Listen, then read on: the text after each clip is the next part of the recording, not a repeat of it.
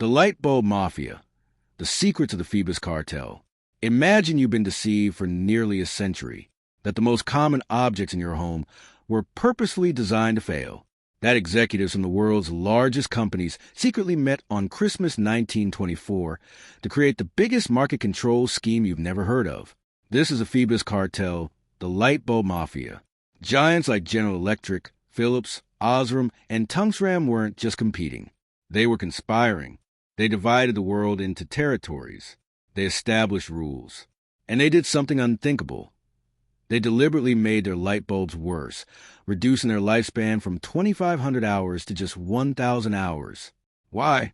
Pure profit. The faster your bulbs burned out, the more you had to buy. This is a true story of how planned obsolescence was born and how it shaped the world we live in today.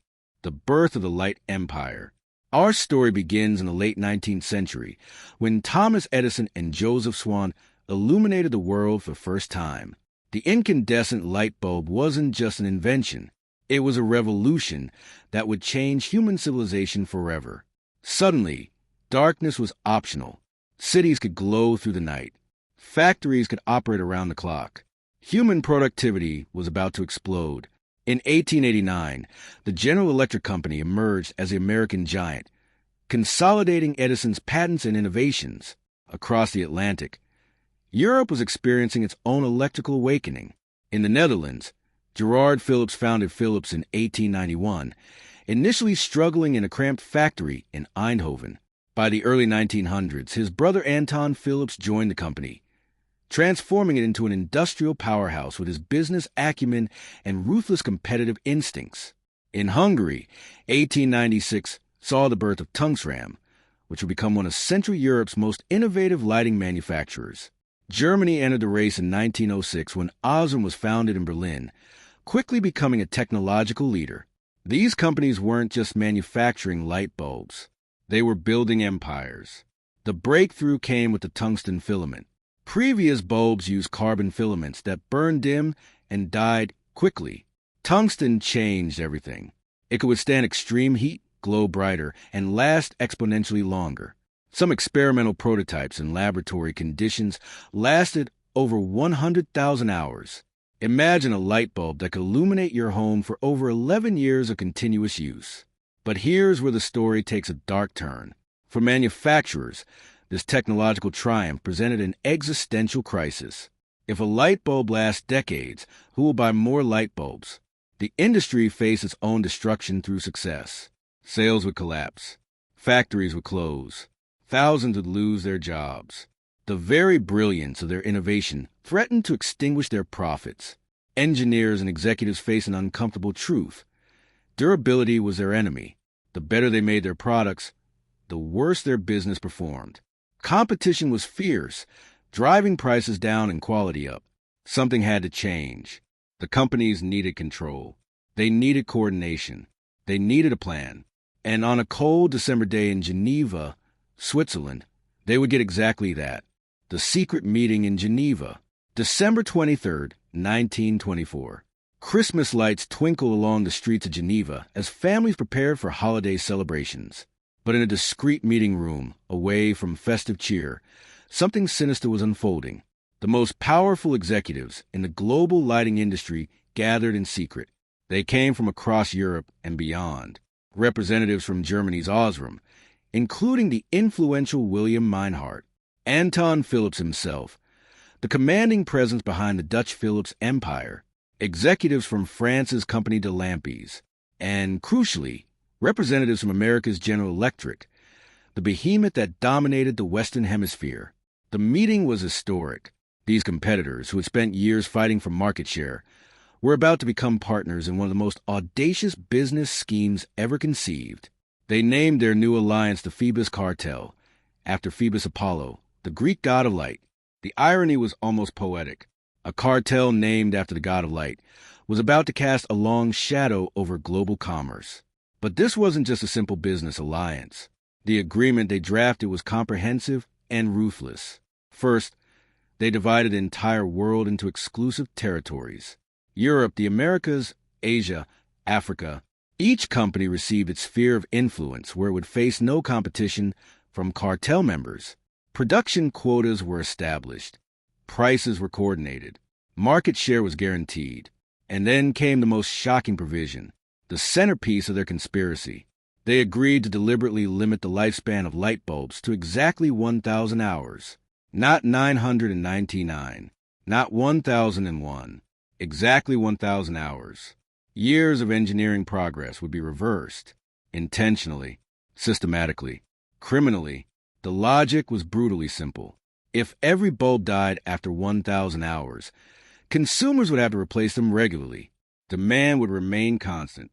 Profits would flow steadily. The industry would be saved from its own success. They weren't just forming a cartel. They were engineering scarcity in a world of potential abundance. Documents were signed.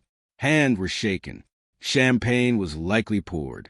As Geneva slept peacefully that Christmas Eve, a new era of corporate manipulation had been born. The Phoebus Cartel was now operational, and you, the consumer, would pay the price for decades to come. What do you think about this so far?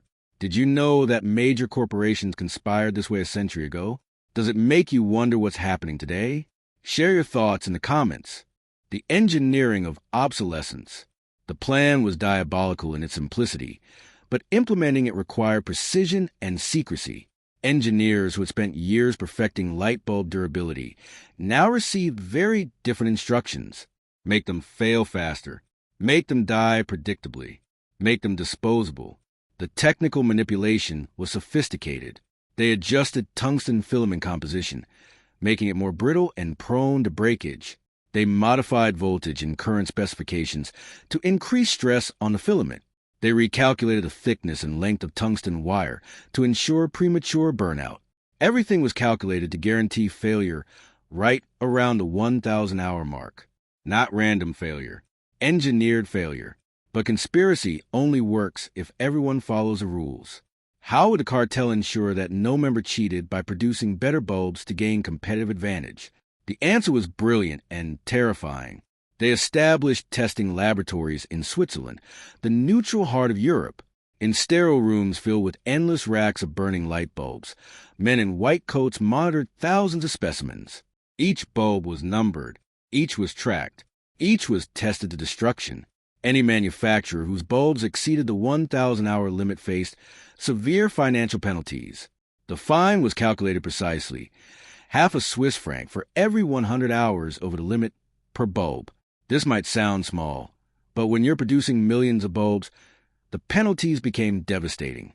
In 1929 alone, cartel members paid over 304,000 Swiss francs in fines.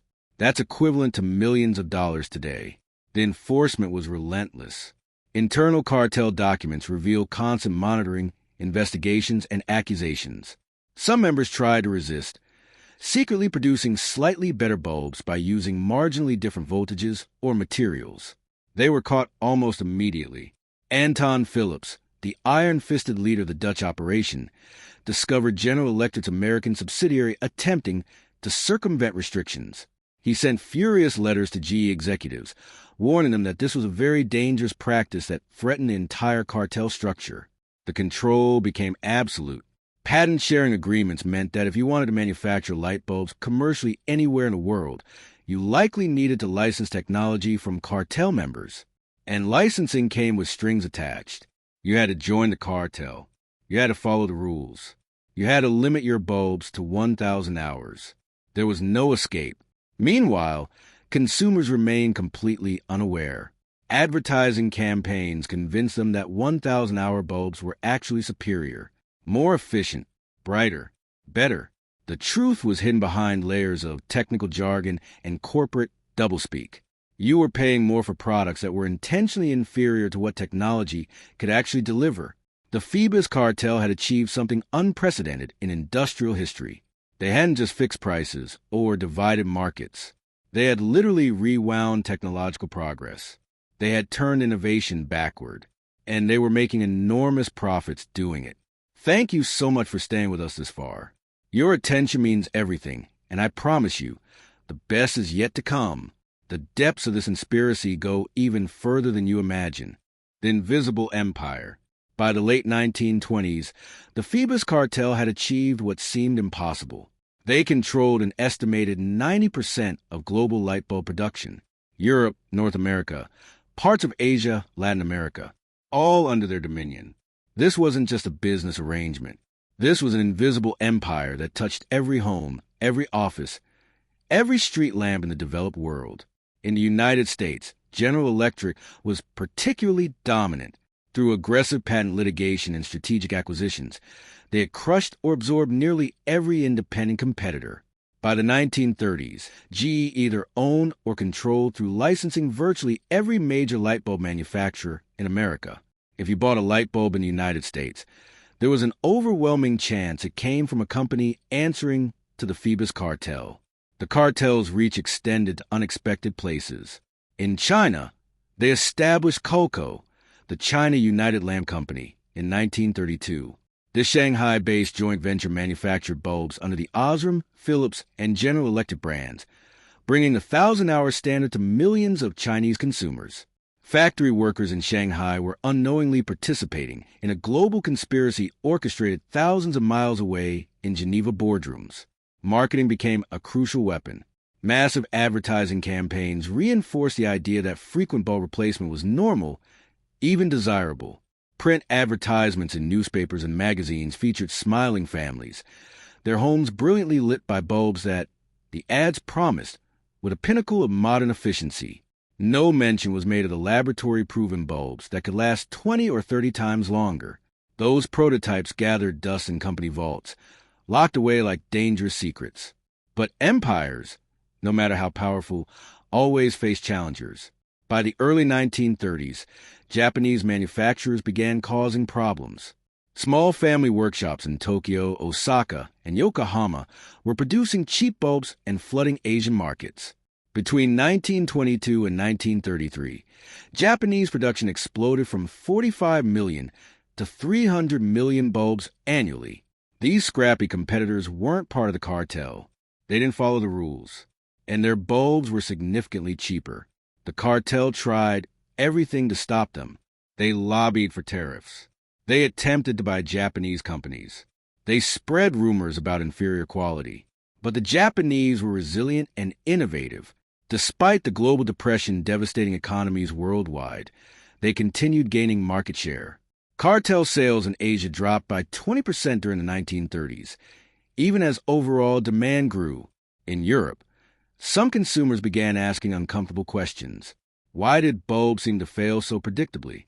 Why couldn't manufacturers make them last longer?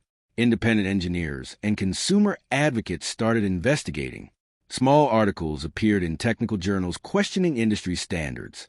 The cartel dismissed these concerns as uninformed speculation from people who didn't understand modern electrical engineering. But the questions persisted. And unknown to the cartel's executives, events far beyond their control were about to shatter their empire completely. War was coming, and war respects no business agreements. The empire crumbles in the dark legacy. The end came not from regulation or consumer revolt, but from geopolitics. In 1937, the Second Sino-Japanese War erupted in China. Japanese expansion threatened all foreign business interests in Asia. Cocoa factories in Shanghai faced increasing danger. By 1939, an even greater catastrophe engulfed the world. World War II had begun. Suddenly, cartel members found themselves on opposite sides of history's deadliest conflict.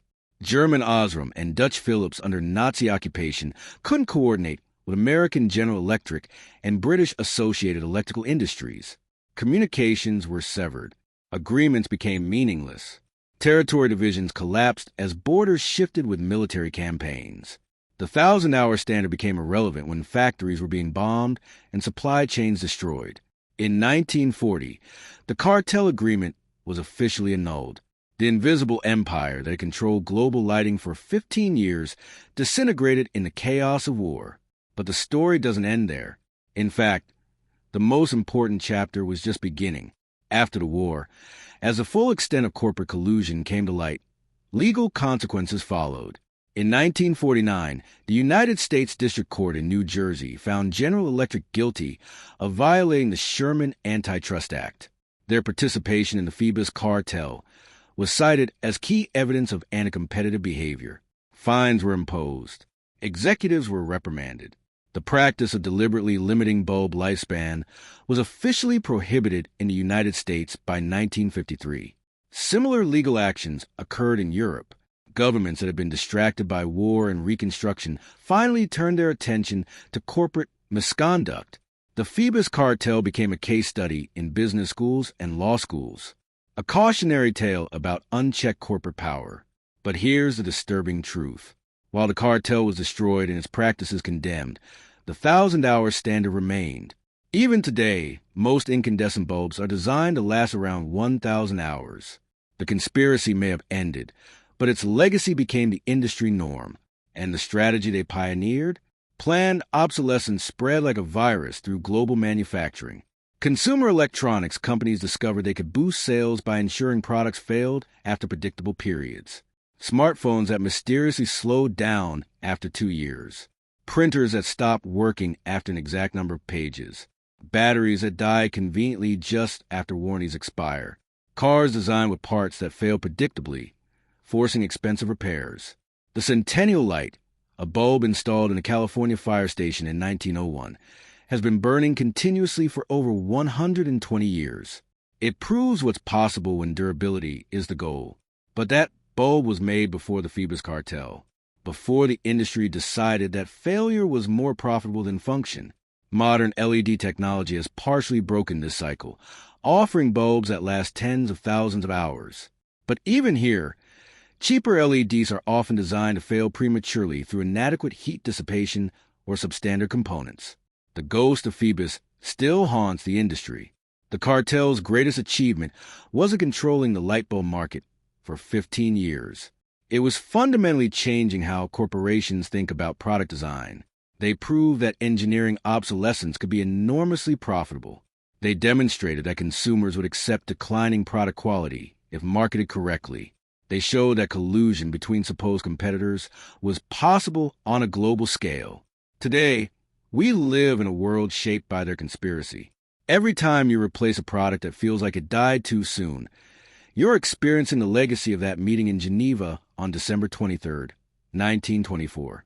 Every time you wonder if your device is intentionally slowing down, you're asking the same questions that should have been asked a century ago.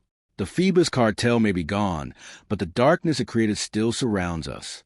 The God of Light brought shadows we're still trying to escape. So you decide, were we deceived for an entire century? Did the cartel that called itself the God of Light actually keep us in the darkness of ignorance? Has planned obsolescence fundamentally corrupted how products are made? Leave your opinion in the comments.